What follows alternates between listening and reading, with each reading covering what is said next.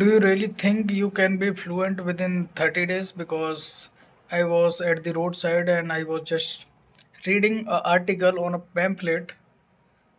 On that pamphlet, I saw you can be fluent within 30 days and learn spoken English within 30 days and learn like a, native speaker.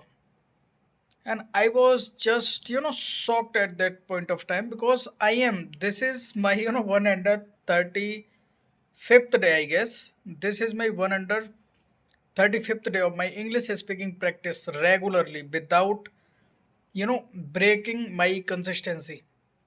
And they are just promising to you, you can be fluent like a native speaker within 30 days. Is it really possible? Because I'm a fool by my face and why I'm just, practicing by myself. I don't want to be really, I don't want to get fluency within 30 days. And this is why, I think sometimes this is why most people think like, oh my god, I have learned 30 days regularly, but still I am not improving my English fluency. This is why most of the people start and stop learning after 30 days because they are not getting result, and they think like, okay, I am not getting result after 30 days because I am regularly learning English as per they are directing to us, as per they are, saying to us like in that way you should learn in English, because they are going to coaching regularly without, breaking any, consistency of going to the institution or coaching to learn the English, spoken English. Especially I'm talking about spoken English. I'm not talking about the grammatical or something, because grammatical English is also important, but it is a kind of brick. With even if you have brick, you can't make the buildings. And if you want to build any building, you have to, collect more bricks like reading, writing, and there are so many bricks are there: reading, writing, listening, speaking. If I talk about the speaking, you have to speak without focus on anything, because if you are from the Hindi background, like I am from the Hindi background, suppose like a exam, this is an example of mine. I'm from Hindi background. How I learn Hindi? Did I really learn Hindi grammar? I never learn. How I learn though? I learn by listening, reading, and writing, and speaking. Yes, this is how we all learn our, native language. What it can be, or I can say the local language, because there are so many languages in India. I am from, you can see, I I belong from the UP, but I am living in Delhi for, practicing, because I am a lawyer by profession.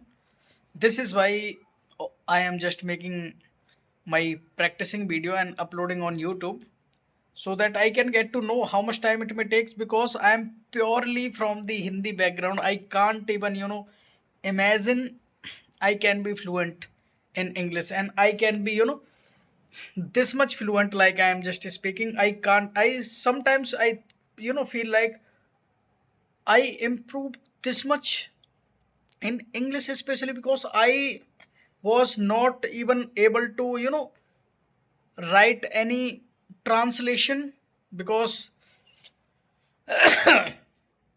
I am not from the CBSE background. This is why I'm just saying to you. I am purely from the, kind of school. My schooling was in Hindi. Okay, this is why I'm just saying to you, because when it's time to translate the sentences into English, I was not able to translate. Yes, I was not able to translate in English, and I did so many mistakes. And my teacher, you know, used to beat me. But how when I, started learning of English, when I,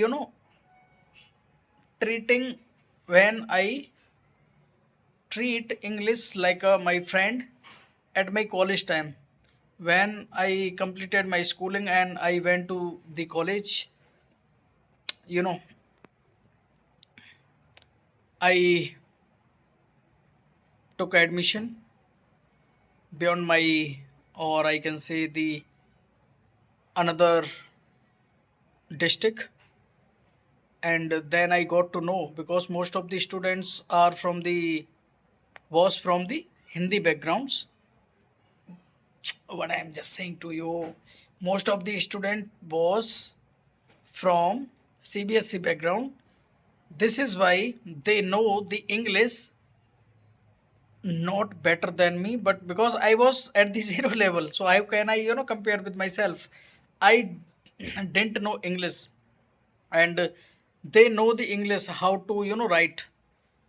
I'm not saying they are just a kind of speaker, but yes, they were good in English writing at my college time when I was at the first semester.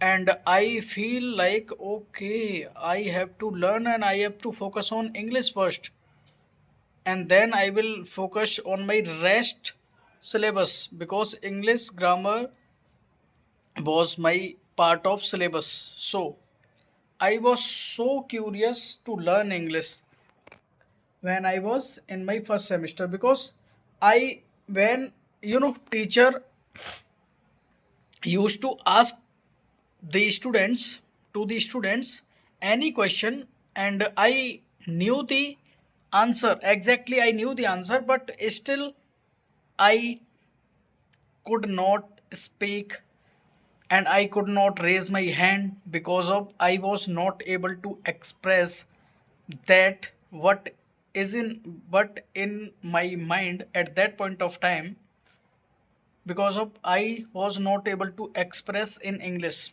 and this is why. So I realize without English I can't sustain in this college, and I took the admission in a profession. Without English I can't even sustain in this profession as well. Not this is not about the only college. I have to build the English speaking skill.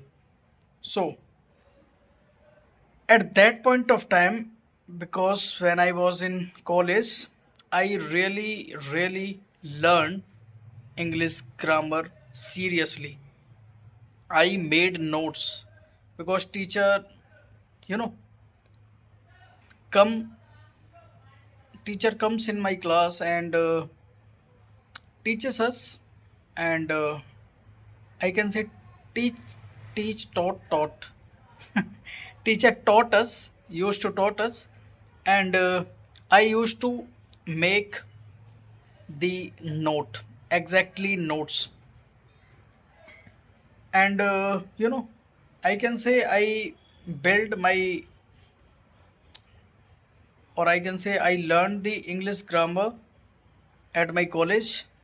After doing college I came to Delhi for practicing, and I am just practicing at the Saket Court, Delhi Saket Court. And at the Saket Court, when it's time to draft, you have to write in English, because you can't even write anything in Hindi in Delhi, especially if you are practicing in any court in Delhi.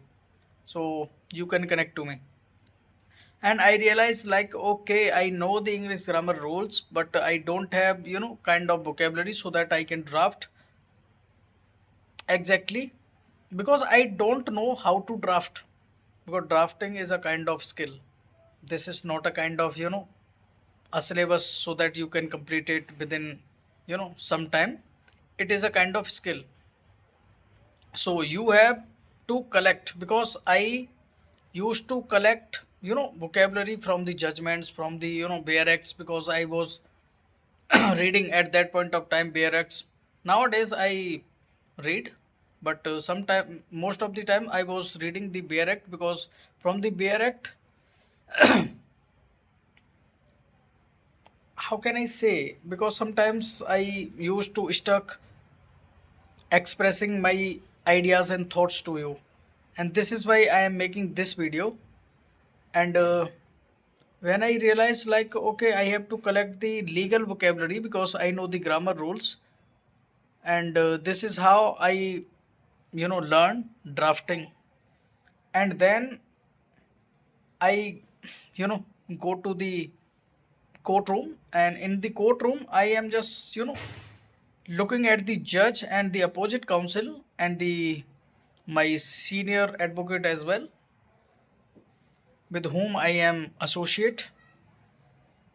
So judges, verdicting in English. Yes, he is speaking in English, and the opposite counsel is also speaking in English. When I got to know, okay, if I want to, defend my client, I'm not saying I have to fluent at that point of time, but I was thinking, like, if I don't know, if I am not getting what he is saying, but my opposite counsel is saying, and what he is on what fact he is defending his client, how can I defend my client? Because I am not getting English. I don't even, understand English, because I know the normal English, but basic kind of, sentences I have learned at my college. But I was not able to understand the communication, the conversation between the, judges and counsels.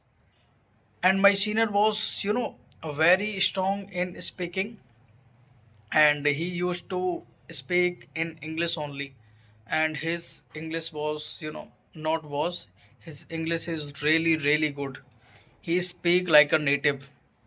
And I then I realized, like, okay, I have to improve. Then I, you know think, like, okay, I have to work on my fluency. This is why I have taken the challenge. And there is a call. I will see you later.